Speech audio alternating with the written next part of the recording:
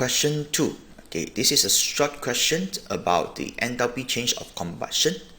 Okay, so the fuel that used in this question is the butane, and this is a setup to measure the enthalpy change of combustion of butane. Okay, so this one is the gas container. Okay, we can get the mass before and after the combustion, and there's the metal can. Normally we use a copper can, and inside there's a water. Water is used to absorb the heat from combustion. Then the thermometer is of course to get the delta T later. And okay, so this is the general setup for the combustion. Okay, now let's move on to the steps. Okay, only 7 steps. Okay, for step 1, use 500 cm3 measuring cylinder, transfer 320 cm3 of water into the metal can. So means later when we calculate Q, this is the M.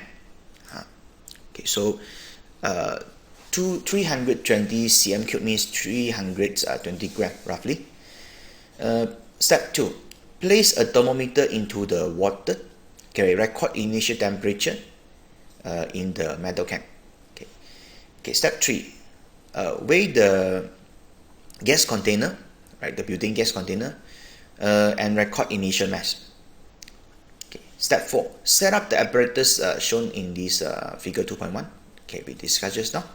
Okay, light the burner and allow the flame to heat the water for about 3 minutes.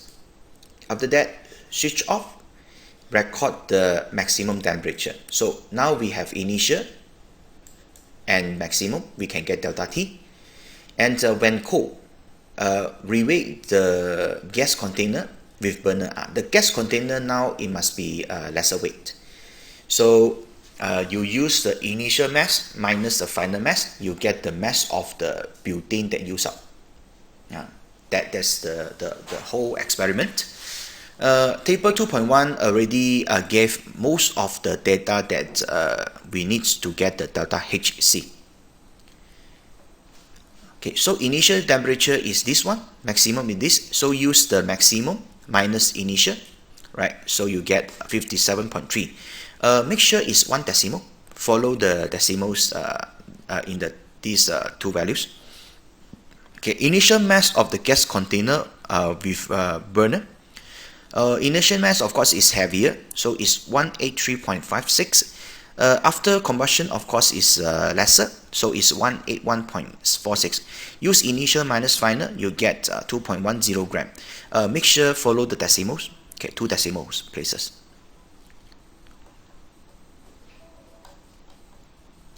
Okay, part B. Use the relationship. This one is a Q equal to MC delta T. So the M is the one I told you just now, the volume of water, 320 times 4.18. This one you can get from the constant table. Okay, times the delta T. Delta T, it can be in degrees C or Kelvin is okay because it's delta, is the difference between the initial and the final. So okay, we just use 57.3. No need to plus 273. Just use this. Okay, then you will get about 76644. Okay, make it to this 3SF. So 76600. Okay, so this is a joule because it's in joule. No need to divide by 1000. Okay, now for part C, calculate the enthalpy change of combustions of butane. Then you need to use this. Delta HC equal to negative Q from the previous part, over 1000 N. 1000 means we convert the joule to kilojoule. N is the most of butanes that get burned. So from the table just now is 2.10. Then we use 2.10 over the molar mass. We'll get the most of the butane that used up. Right? Okay. After that, you'll get about negative 2115.6. Because it's asked 3SF. Yeah. So this one you must convert to 3SF. So it will be negative 2120. So this is the answer, 3SF.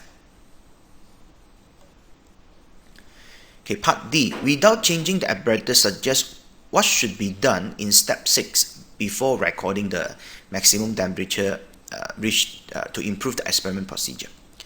Okay, this one is quite easy. Before you get the maximum temperature, so of course you need to stir the water and make sure the temperature is reach the thermal equilibrium. That means the thermometer reach thermal equilibrium with the water. So then the temperature that obtained is more accurate. So just stir the water before taking reading. Make sure it's homogeneous, or make sure it's the same temperature in the water. Okay, part E. The 500 cm3 measuring cylinder has a graduation every 5 cm3. So the uncertainties, now we need to follow this. Because each graduation is 5 cm3, uncertainties must be half of that. Okay, which means is plus minus 2.5 cm3. So this is how we get the uncertainty. So use the uncertainty for the percentage error calculation. Okay, so to calculate this percentage error means the measuring cylinder. Okay, remember, measuring cylinder we never read before the reading. Means when we fill up the water, then we read. Before we fill up water, we never read this measuring cylinder. That's why only one reading. So no need to times 2. You just use the uncertainties, 2.5 over the total volumes that taken. Okay, times 100%, you get 0.78%.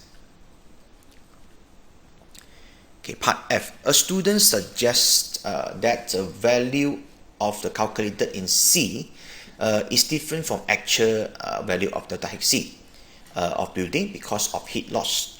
Suggest one change to the apparatus that would reduce heat loss. This is quite common question and a lot of answers in the previous past year. To prevent the heat loss for this combustion, okay, or for this the enthalpy related question, we just need to put insulation, or you more specifically you can say use a lid. Use a lid. That's the better way to prevent the heat loss. Okay, part G. The experiment was repeated, but the burner was switched off after only 2 minutes. In the procedure just now is 3 minutes, longer time. So when the 2 minute use means the delta T means the temperature it will be lower, then the delta T will be smaller. Okay, so what is the consequence? Okay, suggest why this might contribute to a reduction in the accuracy of this delta H C. Then whenever there is accuracy, we need to links to the percentage error. Let's use the delta T for the percentage error. Okay, when delta T is smaller, then the error is actually larger. Right? That's the reason why. Okay, why contribute to reduction of accuracy means less accurate. Okay, percentage error of the temperature change increases. Increases because delta T is smaller. Okay, that's the reason. Yeah. Okay, so now suggest why this might contribute to an increase in the accuracy of the delta H C of building. Okay, so there are two type of question. Part 2 is if we use lesser or shorter time, so it's actually telling us the heat loss also lesser because the heat that produced is lesser, heat loss of course is lesser. So when the heat loss is lesser means contribute to the higher accuracy. Okay, this of course this is the answer from my scheme. That's the logic they have. So yeah, what you can do is just follow. Right. Okay, that's all. Thank you.